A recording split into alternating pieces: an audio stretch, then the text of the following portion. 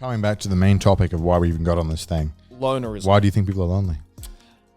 See, again, like, it's a lot of it, and this is probably the worst way I can say it, but I think it's all just perspective based, right? Like, I think there's obviously a lot of issues that we've so far discussed in this very deep podcast episode about, like, you know, what might be the reasons for it. But I think there's a lot of instances where I think people say they are lonely because they just feel that way, and there is no concrete reason as to why that is. Maybe it's based on their life experiences of like, or like their ideology of what being lonely might actually mean to them.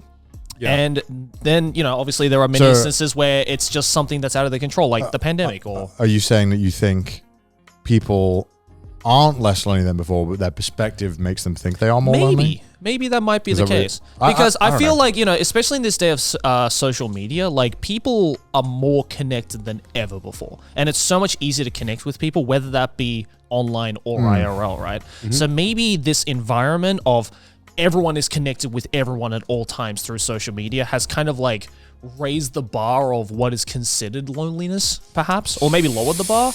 I think I disagree. I think. How so? I'm just trying to. I heard the tough. words you said, and I'm trying to get them in my brain. I'm processing. I'm hearing the words, and I think I disagree. Yeah, I'm pretty sure I disagree. It's a really tough topic to, like, you know, get a full concrete answer to. Yeah, I think on like I think people are lonelier, and it's not like a perspective thing. I think people just are lonelier, and I don't think it's like because people think they're more lonely or whatever. I just think people actually just are more lonely. Right. Again, this is all opinion. Obviously. Yeah, this is like all more. I mean, this is just based off like there's no right or wrong answer. A lot of questionnaires, or whatever, polls and stuff, and you know, suicide rates are up as well. Like, people are just, I think, factually just more lonely. What that stems from, I think, is just from like a million different issues being broken down and like feeding into each other. And the pandemic was like, all right, let's raise this to 10. I think the pandemic like did a lot to make people realize a lot of things. And I just think there's always just been this less emphasis on being social, and just because I think that we've been afforded more luxuries that allow us to be less social, and it's easy to adopt, like, you know, more technology that allows us to be less social, and we didn't really think like, is this going to impact us at all? Nah, it's more convenient. Let's just do it. And then you have countries like Japan where they're like, hey, well, we've been lonely for a while, so let's just make a solution that you can pay for. Like let's just you can pay to go out. Like, you can pay to go and hang out with people. You can hire people to hang out with you. You can go to a bar and pay people to talk to you. It's like, and it's like this really weird kind of like, let's not worry about why people are lonely. Let's just throw the solution. And let's not address. Let's not like get to the root of the problem. Let's which is like, which I think when we're talking about loneliness in our perspective, we're talking about it from a Western perspective of loneliness. Right, which is why I'm kind of curious to be like, I wonder how much worse it is, because it's probably a lot worse in Japan, like in terms of like the rate. And I think that it's also important when we talk about it like that is to think about where that loneliness comes from. And I think why Japan is lonely is like a mixture of why a lot of people in the Western countries think they're lonely, combined with the horrible work-life balance in Japan.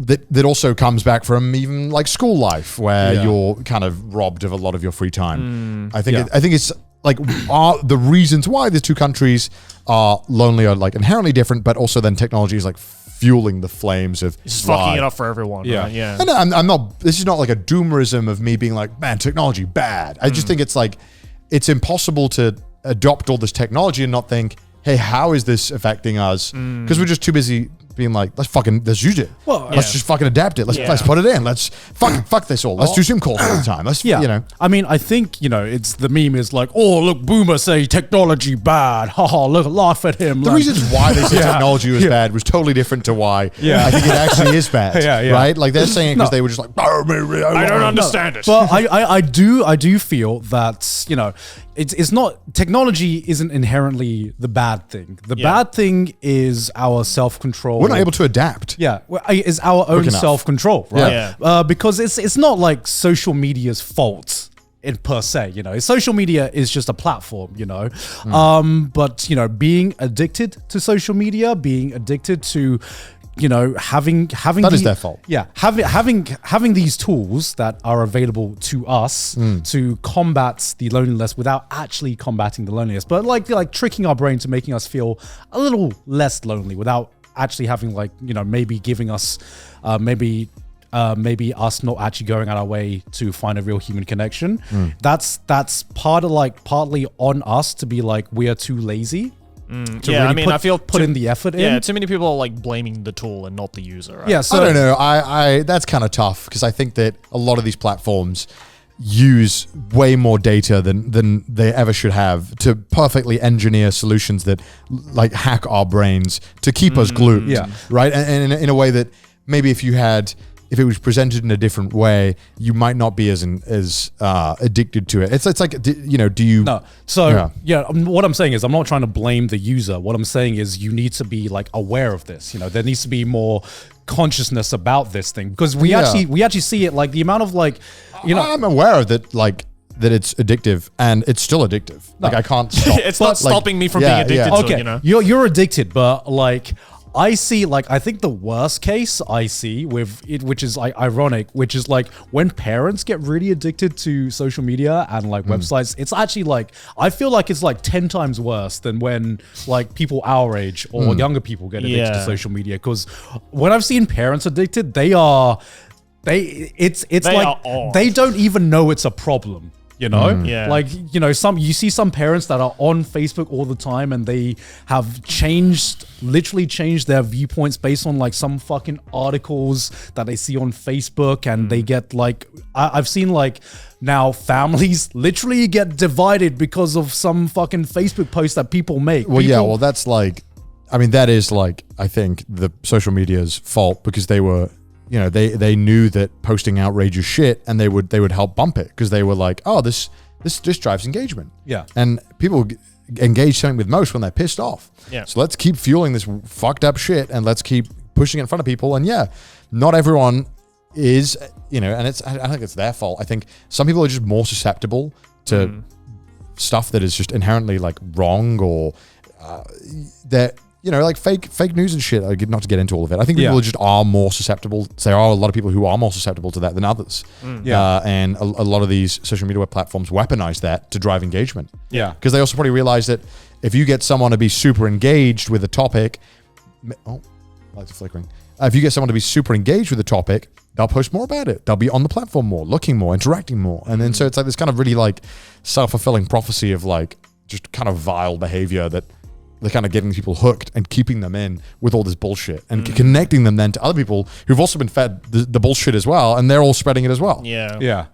So to get back to your original question, sorry, I do, I said this earlier, but I do think just because there are more tools available right now that trick you into thinking you're not as lonely as you actually are, when you're not actually forming the connection to actually combat the loneliness at its core, and that's what I think. That's what I think. And then a double pronged attack on that is that, let's say you feel lonely, and you recognize you feel lonely from maybe not being have that connection.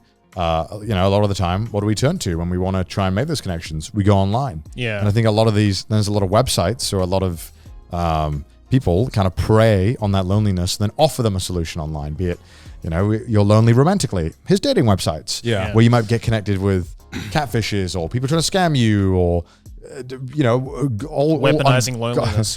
God knows what. Weaponized loneliness. Yeah, holy shit. You know, weaponized loneliness. So right. You know, it's like how Tinder would. Tinder I believe it still does this. I'm not sure, but Tinder at one point in time, and again, it could still be doing this. You know, if you were an older male who was maybe less attractive, you would be charged more for Tinder Gold or Plus, whatever it was. Are you serious? Yeah, you get charged way more money.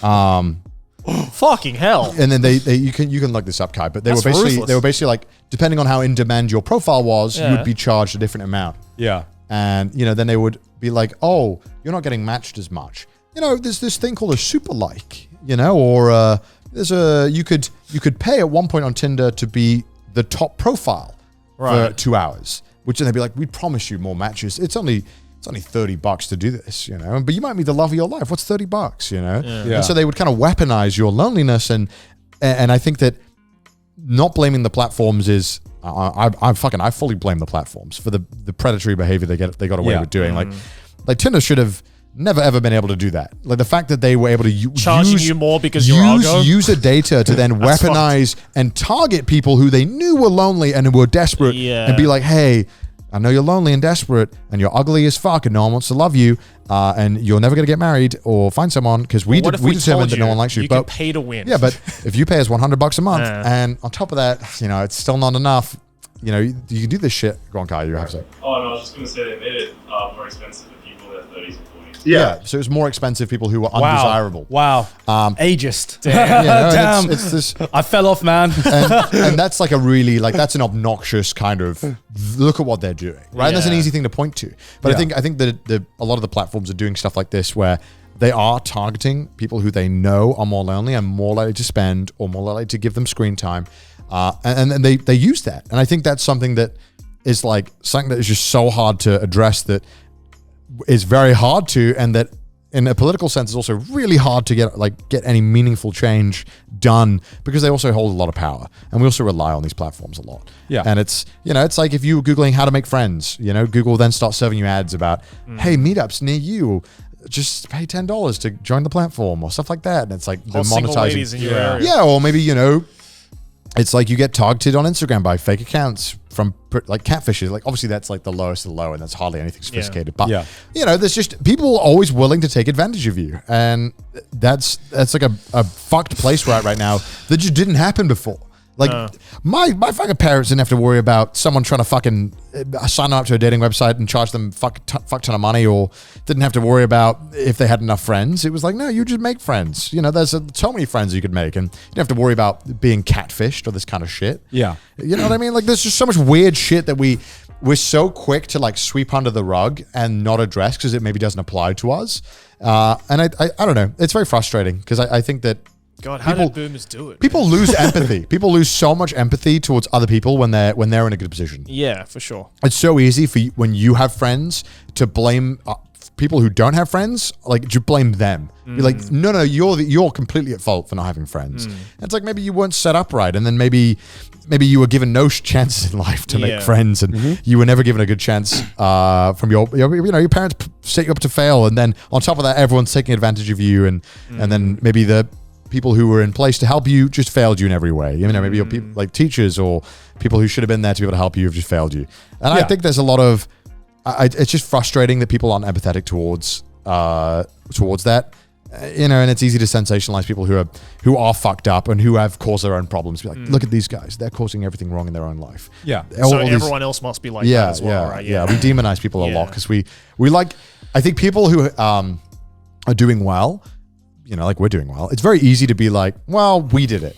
It's all us. Just make friends. It's we solved all of our own problems. And it's such a bag of like, it's so tough because I do think that we, as individuals, we are very proactive, and we have definitely taken opportunities to try and give ourselves the best chances. Yes. But also we were very lucky in a lot of senses as well, I think. Okay, but I guess you're like I'm going off such a big tangent. You're making like such great points. There's so much like I could throw at this, and it's like I think about this stuff a lot, and it's so hard because it's so hard to determine what's tangential and what's important. For me, it's less of a.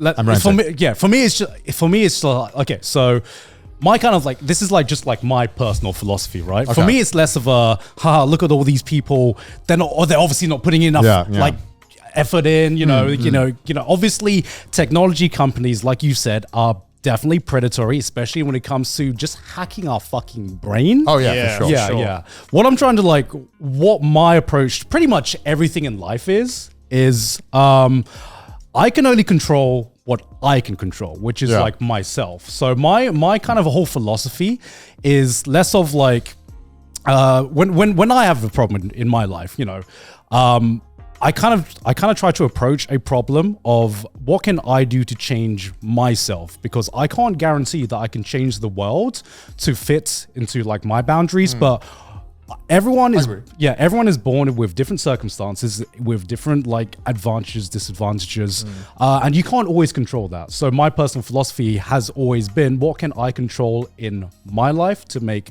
my life and myself the best person and version it can be? That's the monk in you. I don't know, because I was. I agree with you. No, I totally agree though. Yeah. So for sure. so I'm not trying to say like, oh, don't blame the technology companies or don't blame this, don't blame that, don't blame this. I'm just like, okay, if I was in some other person's shoes, this would be my approach to it, because I can't change the way that Twitter or Facebook promote their shit. I can't control the way that they try to hack your attention and do all this, but I can try to control myself. If I'm feeling lonely, then what can I do about it? I can try to put myself in a situation where I can be more social, hopefully make more friends down the line. That comes as a bonus. But the first step to me will always start with me. Yeah, I think that speaks to your upbringing, though. Like, I think your parents distilled a lot of really like good values into you, because I just think a lot of people just don't see the world that way, right? Like, it's just tough. I feel like, for a lot of people, that kind of like disciplinary, like self-care, that the beliefs that you have is not as naturally integrated into people as other people, right? And it's like, I feel that's a skill that you either had to have grown up with, or you just have to have like realized from a young age. Yeah, because especially with the internet, when we're talking about like complex situations like this, there will always be that side where someone is genuinely in a bad position. They've been fucked over in life, and they've been fucked over by those people around them. And then sometimes you see on the internet where there's definitely someone with like a victim complex. Oh, for sure, like 100%. Yeah,